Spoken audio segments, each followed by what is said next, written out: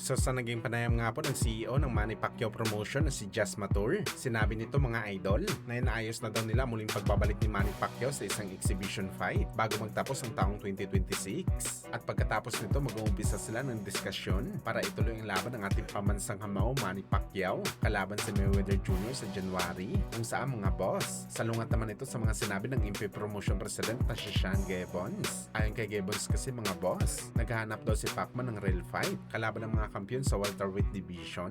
Kaya talagang hindi natin alam mga boss kung ano ba talagang paniniwalaan dito. Dalawa kasi nagpapalakad sa MP Promotion.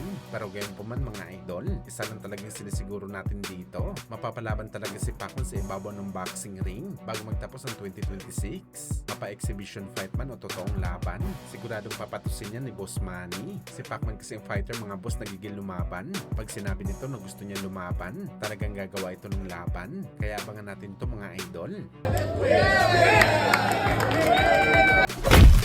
Samantala, opisyal na nga po mga boss. Magpapasurgery si Conor McGregor matapos ang kanyang naging laban kontra kay Max Holloway. Nakaschedule na ang kanyang operasyon sa lalong madaling panahon. Gagawin daw ito ni Conor McGregor dahil meron pa daw siya isang laban na pwede gawin sa UFC bago ito tuluyan mag-retire sa bakbakan sa octagon. Ibig sabihin nito mga boss, gusto pa talaga pumaldo ni McGregor ng isang beses pa bago ito mawala sa UFC. Pero hindi daw ibig sabihin nito na hihinto na si McGregor sa laban. Pwede pa naman ito lumaban sa boxing sports dahil wala po si Pan sa sports ng suntukan. Sa madaling salita mga boss, pwede pa talaga makalaban ni McGregor si Manny Pacquiao sa ibabaw ng boxing ring. Lalo pa sinabi nito dati sa kanyang interview na sana daw magkabayag naman daw si Pacman para labanan siya sa mas mataas na dibisyon. At sa side naman ni Pacman mga boss, siguradong walang problema sa Pinoy legend na makalaban si McGregor. Sa katunayan nito mga boss, gusto pa ni Pacman ng totoong laban kay McGregor at hindi lamang isang exhibition fight dahil gusto niya ito i-knock out.